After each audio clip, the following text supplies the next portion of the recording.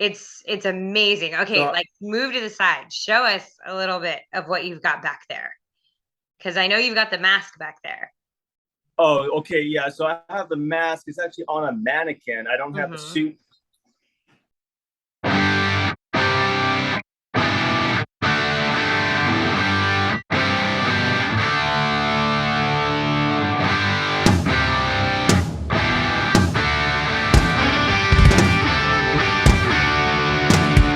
Welcome to Talk the Talk, my lovelies. And we are with the fabulous, the handsome, the amazing, the super intelligent, and wonderful Marcus Vasquez today. Welcome, good sir.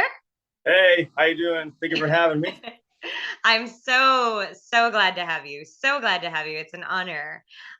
So here at Talk the Talk, we are an entity that believes in promoting not only people from the Rio Grande Valley, although we do primarily focus upon people from here, but really it's all about celebrating Latinos, celebrating our contemporaries, our creatives, people that are movers and shakers, that are really doing things.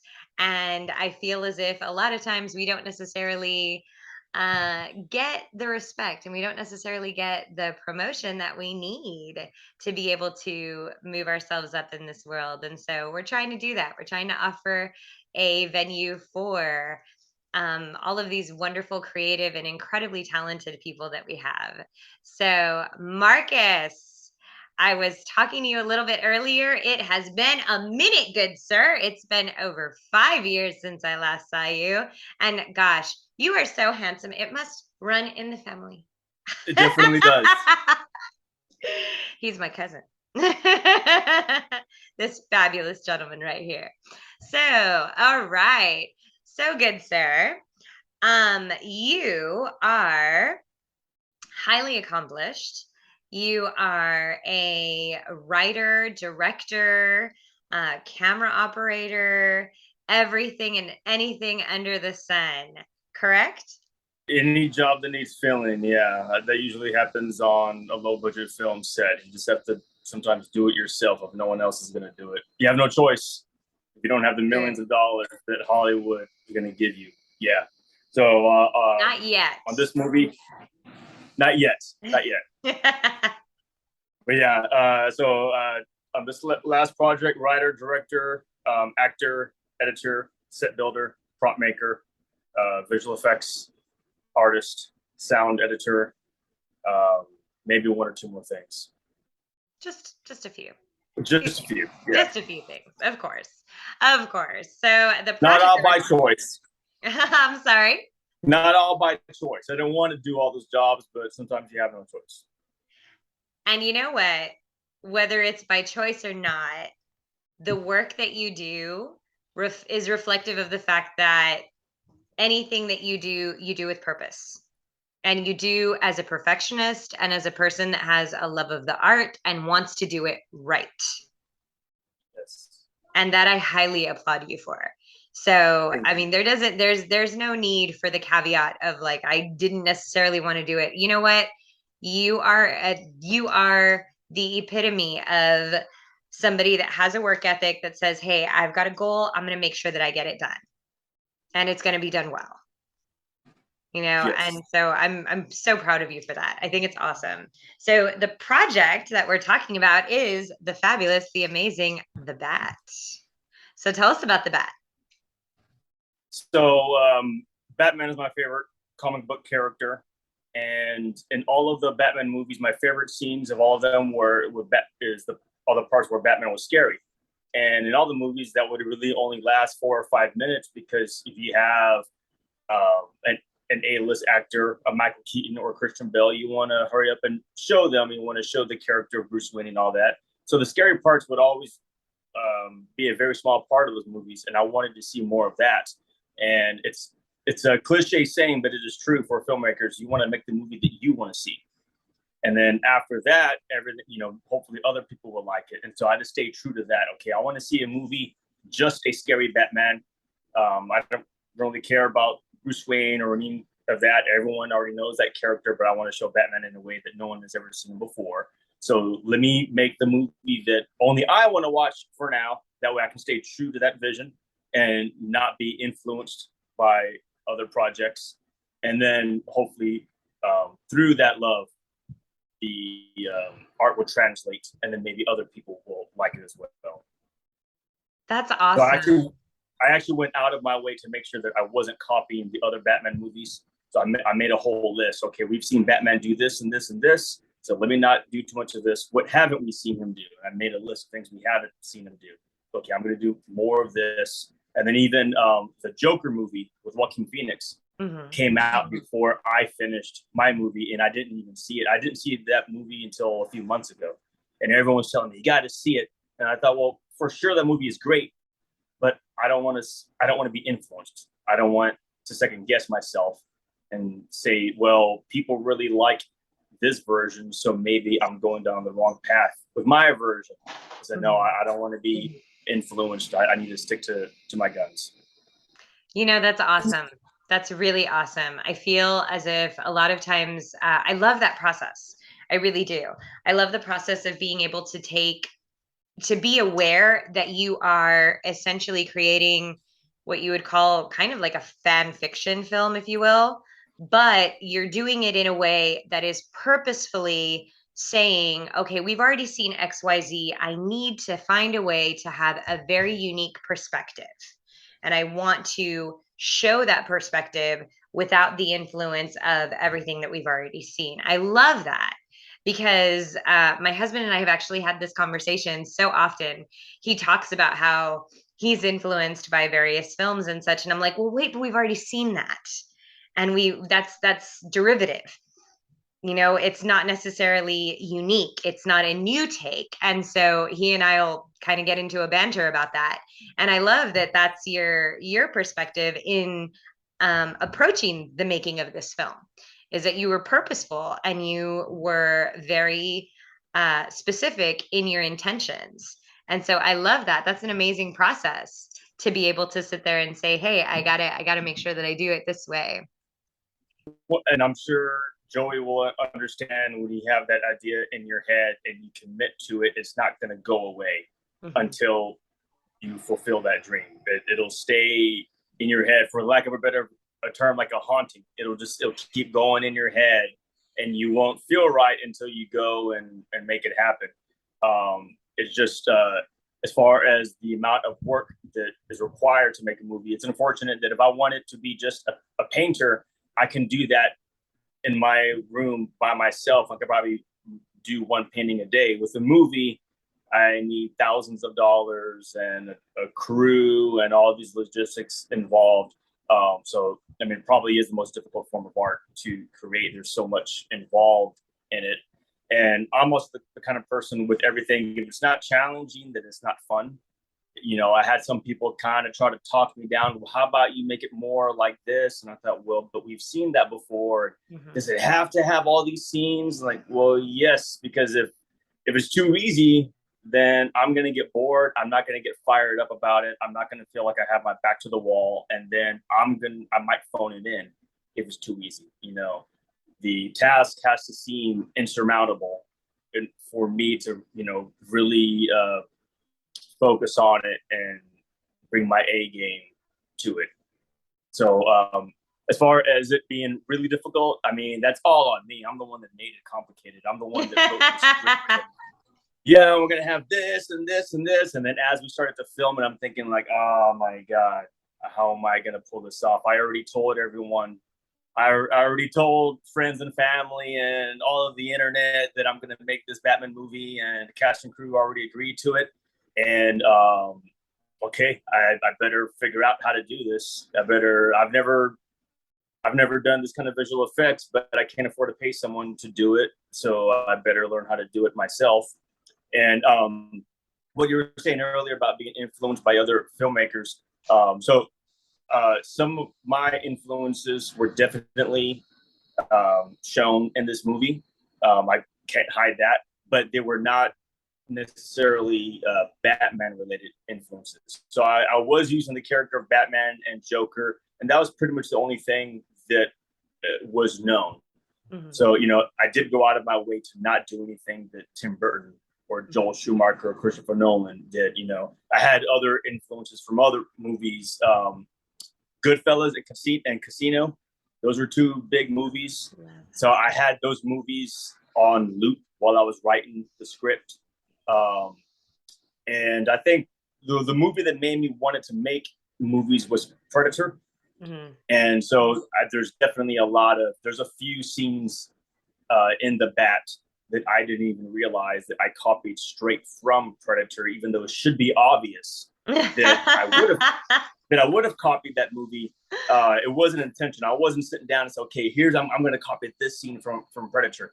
I was editing the movie and one particular scene, and it looked so familiar, and I couldn't put my finger on it until one day. Usually, I'll have like a third screen where I will have a movie on mute just to entertain myself while I'm editing the movie. And I was editing one particular scene, and there's a scene in the movie Predator. It was playing at the same time, and it was exact. And I thought, Oh my of God. course, that's where I stole it from. Like, it was ingrained in me. Subconsciously, it's going to be, in your head. You have no choice but to have that influence translate into something that you want to do. Because in reality, we're all just copying what we saw someone else do, right? Martin Scorsese is copying, in one way or another, is copying movies that he saw when he was a kid. And then, if you go back further in time, guys that were making black and white movies, they're copying some play that they saw in the late 1800s. You can trace it all the way back down to the caveman times, probably.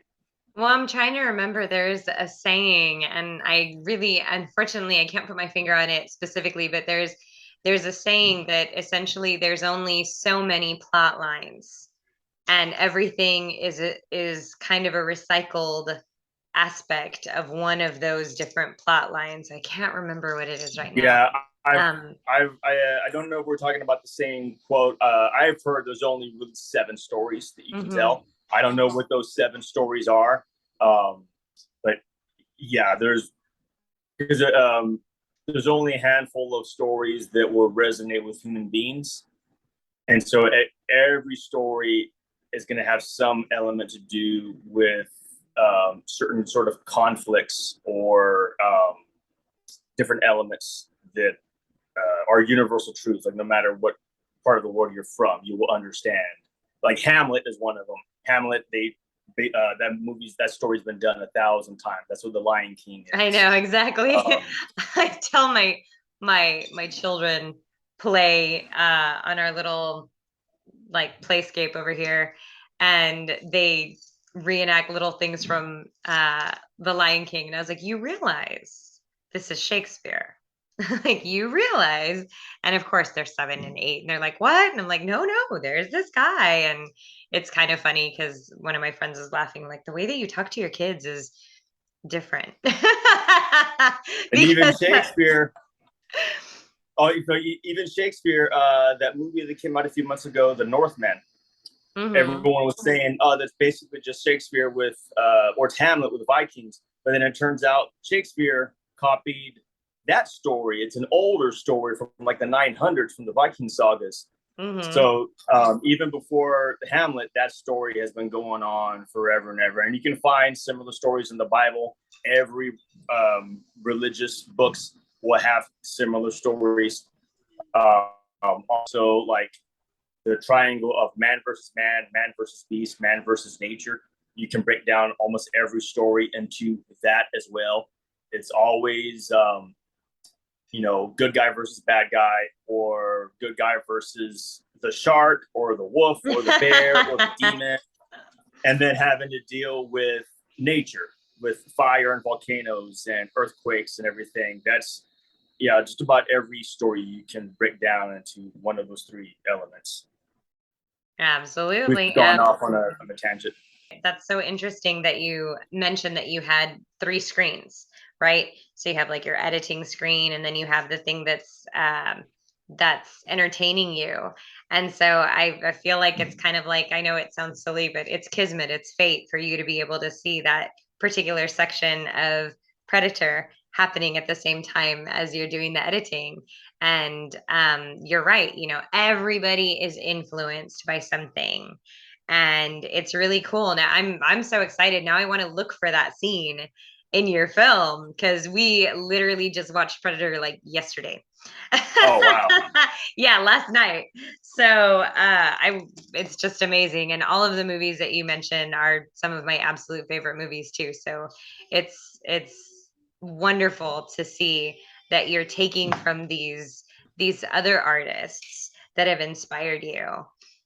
So tell us a little bit more about your process, so how did I know that you went into fundraising for the film? So that was after the first bit of work on the film, or how did that go? Yeah, so I did film some of the movie before I ever asked for any money because I knew that other than my close friends, no one knows who I am. And, if I just came out and say, hey, I have an idea for a movie, the general public or strangers are going to say, well, everyone does. Get in line. Yeah, but yeah, okay, you want to make a movie. What kind of movie? It's a Batman movie. Okay, we've seen it. Yeah, but this is going to be a scary Batman movie. And maybe they have a different idea. Like, you know, uh, whenever I told people I wanted to make a horror Batman movie, they would say, "Oh, that's amazing! Killer Croc is such a scary character, or Bane is a scary character." They automatically thought like Batman would be the protagonist, and the Mhm. horror element will come from Batman's villains. And I said, no, the other way around. Batman, he's all about fear, right? So how would you know we, the audience, know that he's just billionaire Bruce Wayne, but to the bad guys, he's the boogeyman. Let's Mhm. take that element and just because Predator is my favorite movie, I just straight ripped off that parallel. Okay, Batman is the predator, and Joker and his bad guys are like the soldiers in the jungle, and he's hunting them. And we're seeing everything from the bad guy's point of view, but in this case, they would be the somewhat the protagonist, and Batman is the antagonist. Batman is the one that comes and ruins their day. And so I knew it was going to be difficult to convince people that I actually knew what I was doing. And to myself, there was a lot of things in the movie that I had confidence that I would be able to figure it out, but I hadn't done it yet. And so I think maybe since I was 13 or 14, I wanted to do a Batman movie. And I had in my head that, like, okay, it's some certain images, but I didn't really have a story. And then as I got some more experience working on lower budget horror movies, working with other people's movies, that's when I got the confidence to do this. And I think I had the idea in my head for about a year before I told anyone else. I always believe, or just my process, let me get all of my ducks in a row before I tell anyone. Don't just tell anyone your idea right away, especially if it's going to be about a movie, because it could take 5 years until that movie is actually done. And if you tell someone, hey, I'm going to do this, and then it takes 5 years, it makes it seem like it took you forever. Get halfway through it and then tell people. So it looks like it only took you 2 years to make the movie. Um, but yeah, so in writing the script and creating the costume, that was about a year long process before I told anyone about it. Because the big thing with on my list of things that Batman has done in the big action movies or um, big budget movies, we've never seen white eyes, and I wanted to have Batman have ghostly white eyes. If he's going to be this ghostly figure, I didn't want to see human eyes, and I didn't know how I was going to do that. And it took me about a year to figure out how to do Batman's white eyes. And once I figured out how to do the white eyes, then I knew 100%. Okay, now I can do this. If I figured out the white eyes, everything else should be easier by comparison. And then it came to making the suit around the eyes. I wanted to have a completely new suit. This was even before Ben Affleck was casted as Batman, and we had never seen Batman live action with a gray suit. All of the suits have always been black, and Mhm. so even before Ben Affleck's gray suit was revealed, I started to make a gray suit of my own. Now, of course, Warner Brothers and DC, they have hundreds of millions of dollars. They can go buy really fast. So I thought, okay, I'm not going to get to have the first live action Batman with the gray suit. Ben Affleck will have that, but I am going to have the first live action Batman with wide eyes. No one else is taking that from me. So yeah, it was a matter of making sure the script was tight, making sure that other than that, the most important thing was the suit, making sure that was good, and then making sure I had a Joker, because originally I wasn't going to have the Joker be the main bad guy. I thought maybe it was too cliche, it was too easy of a character to pick. Maybe I should pick someone else. But the actor who played Joe Grassafi, I had seen him work or act in another movie that I actually did some editing on, where he played a serial killer, and I actually had a nightmare of Wow. Joe Grassafi playing that serial killer. And I Wow. told him, I was like, man, I was watching your scenes over and over and over, and you actually give me a nightmare as that character. And he has the right look and everything, and he's a lot. He has way more experience than I have. He's been in bigger budget movies. He has a small role in the latest episode of Stranger Things, actually, the last Oh, season of Stranger Things. nice. He was in one of the Austin Powers movies. He all small roles, but Mhm. he was in one of the Pirates of the Caribbean movies.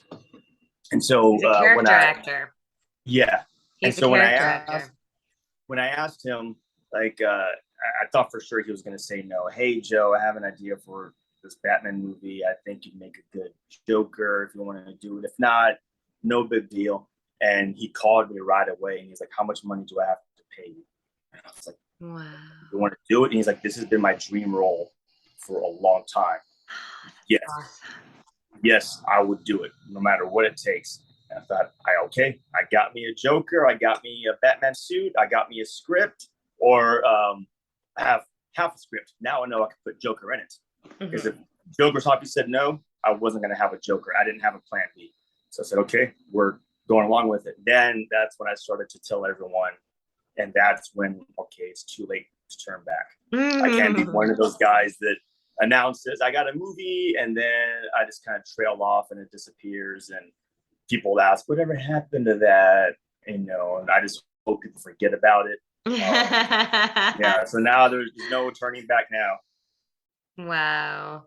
Okay, so let's rewind. Tell me about your Batman costume, because your film work is beautiful, your screenwriting is awesome, and I know that that's all a labor of love, but your costume work is so, I mean, it's mind-boggling. You mentioned that, Warner has all of this money at their disposal. They have professionals at their disposal that know how to manipulate fabrics and what types of fabrics and all kinds of stuff. I mean, you have made some amazing, amazing costumes. Your Batman costume just blows my mind every time that I see any of your costumes, Marcus. Let's just be honest. Thank you. Um, like really, I love looking at your pictures. And so, I mean, Batman's not the only one that you've done. You do a good bit of cosplay with Masters of the Universe too. Yeah, I just did a Skeletor costume a few weeks ago. Our He-Man thing. Yes, yes, absolutely. So, I mean, I saw that and that was beautiful. And I'm not surprised. Like at this point, I'm just like, okay, just show me what other amazing things you have. There's no surprising me anymore because I don't think that there's anything that you cannot do. Like, seriously, you're talking about the myriad of different roles that you took in creating this film. And it's just knowing the labor of love and the heart that you've put into it, it's really, really amazing to see. So please, please, please tell us a little bit about your process with your costuming, because you didn't mention that in the making of the film with all of your roles. You're like editor, screenwriter, actor, director. I mean, you kind of threw that one under the rug, cuz. And that's some Oh, okay. All serious, right. that is some serious artistry, let me tell you. This is part of the suit. Yeah, so it is 100% custom, even down to the boots and the gloves. There is nothing that you can buy in a store. And you personally like sewed this and made all of this, correct? So technically, I did have a tailor sew the bodysuit for me, but it was my design, and then I did have an artist help me mold the um, the mask or the cowl, but the process, was still my design. And it's actually scanned. It's molded to a 3D scan of my head, so it fits as perfect as it possibly could because it's hard shell. It's not like latex or foam where there's some give to it. So if it didn't fit me perfectly, it'd be in hard shell, no give. It would be really uncomfortable. Um, but yeah, I wanted to see a sectional cow. We hadn't really seen that before. Ever since Michael Keaton's mask, all of the masks have kind of been the same process, and I was trying to set myself apart. Even having this opening right here, these jowls were kind of Yeah. inspired by the Spartan helmets from 300. Have a Hmm. little bit more of a warrior feel to it. More points. There's the image or the The hard motif of edges. claws everywhere. Yeah. Let me put this to the side. So I remember watching these special features of one of Robert Rodriguez's movies, and there's a quote that he said that really stood out. He said,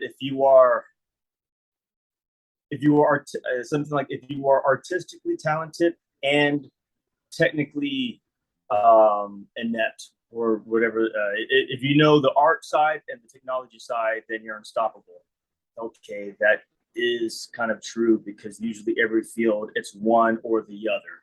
You have the artistic people who don't know anything about the technology part, and then vice versa. And I mean, I've been fortunate to have, you know, um, the talent is God given. Some people have some of it, some people don't have any, some people are blessed with more. And so, as far as artistic talent, um, I can't take any credit for that. What I can take credit for is the hard work and ethic, because you can be really talented and be lazy and waste all of your talent. And a lot of people Took the do words that. right out of my mouth. Yes, and so I mean, even with myself, for as hard as I think I work, I think, I mean, I'm hard on myself. I think I'm lazy a lot, and if I'll just work even harder, I can get even more work done. Um, and so I remember, even when I was a kid, my mom like helping me make costumes with like the sewing machine, and I remember she made me a Santa Claus costume, and um, I She remember allowed you her. to build a ring, a wrestling ring. Yeah, You guys my had a mom. wrestling ring, right? Yeah, yeah. Like, My mom was always supportive. She was never the one like, "Oh, come on, grow up. No, this is crazy. This get a real job." None of that. She was always supportive because she saw that I was talented and I was hardworking and I was staying out of trouble. Like, I'm not causing trouble. I still have a real job, and which just allows for more time and money to do all the fun stuff. So it's not harming anyone. So yeah, mhm. she never told me to, like, get your head out of the cloud. She was always supportive. I mean, she was on the film set a lot.